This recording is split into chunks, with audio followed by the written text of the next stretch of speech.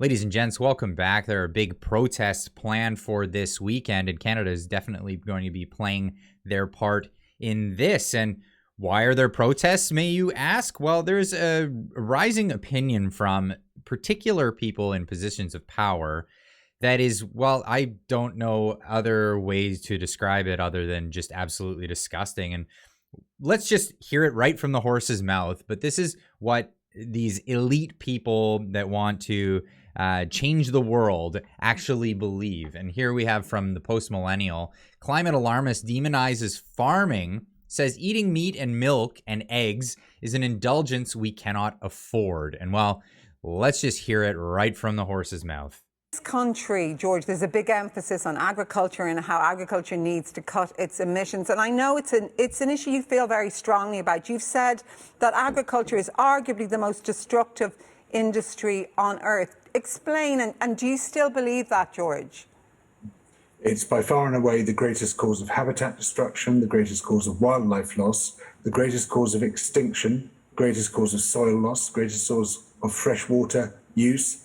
It's one of the greatest causes of climate breakdown, bigger than transport, one of the primary causes of water pollution and of air pollution. So it's right at the top. Oh, and sorry, I forgot to say land use, the biggest issue of all. It's by far and away the greatest form of land use that humans inflict on the planet, which means all that land is land which can't be used for wild ecosystems. Before he continues, let's just also include the industrial war complex. This is apparently worse than even waging wars he's talking about, because, well, that is another thing that humans do, and he's excluding that from this scenario, saying farming and feeding people is what's the most destructive thing on the planet.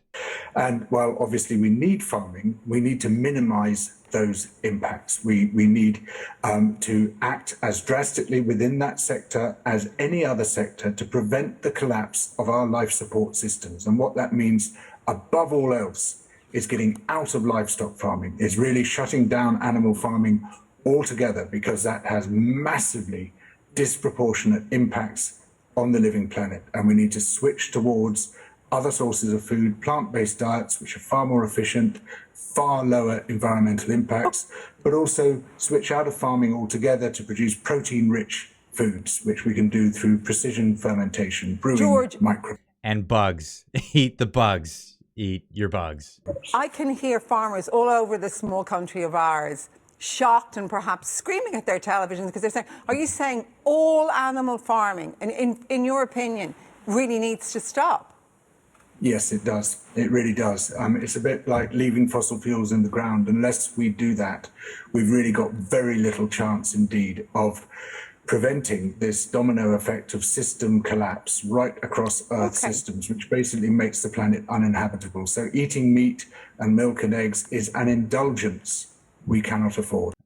An indulgence we cannot afford. Now, this guy is not speaking for the entire scientific community. He's speaking for a small fringe of scientists or people, I like to call them environmental people. They're absolutely mental. They've lost the plot. There's no sense in destroying the entire agricultural industry for the sake of this guy's fantasy religion. And this is what's going on. This is actually what's going on. The Grand Q-tip himself, Cotton Schwab, over at the Economic Forum, is advocating for this. As long as he's got penetration of our cabinets, we're going to see more of this. But farmers and citizens alike are taking to the streets around the world. We have Italian farmers here throw milk in front of the streets. Government in Naples, this is not milk, is our blood attention. Very strong message to corrupt politician class. Now, this is going on everywhere. Here we have, am I really happy? A drawbridge in the Netherlands has the enlightened message. This is actually really clever. So it's a drawbridge. So every time they did with chalk. So every time a boat passes by, it becomes a giant billboard for their cause. Am I really happy? Product of the World Economic Forum in association with Rockefellers, Rothschild, Bill Gates, Klaus Schwab, Mark Rutte, and Hugo de Jonge, the health minister of the Netherlands here. Farmers equal food. Absolutely. And we've got, inspiring videos going online. We've got videos of Italian farmers also rising up. Naples invaded by hundreds of angry farmers. Enough now. We're not slaves. We are farmers. And here we go. There's a lot happening in Canada this coming weekend. So I wanted to put this out here. Dave from Live from the Shed put this on his Twitter saying, important safety message regarding this Saturday from Freedom Fighters Canada, and using the hashtag We Move As One. Go on social media, either Twitter or Instagram, and use the hashtag We Move As One to see many, many, many, many posts that are coming out all the time. Every minute there's a new post. But yeah, Convoy Etiquette, just throwing this out there just so everybody's on the same page. Abide by posted max min speed limits. Leave EMS lane the far left because we're fighting against the far left. Don't be on the far left. Get that. Don't be in the far left lane because that's for EMS. That's for emergency services. Make sure you always leave that lane open no matter what you're doing. Keep that open at all times. No blockading of any roads, exits, bridges, or highways. Defensive driving. Hazard lights on at all times. Let traffic merge, exit as needed. So no blockades. Don't do it. Just don't do it. Ensure flags are properly secured because you will probably get pulled over for having an unsecured load. They'll give you tickets for anything. And then they'll cause a slowdown and blame it on any convoys.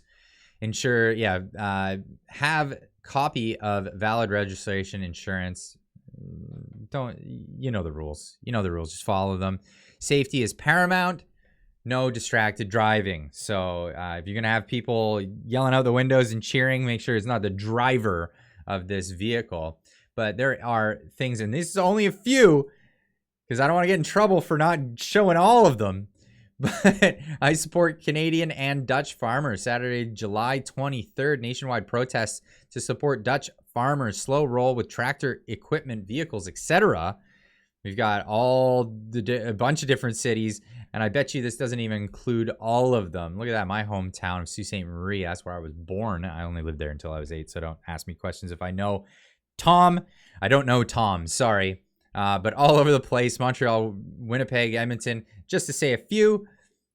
Posters getting out there all over the place. Support the Dutch, July 23rd, 100 Mile House, BC. Wow, really close to where I'm at. I support the Dutch, Calgary, Alberta. Meet City Hall, Plaza 800, McLeod Trail at 1 p.m.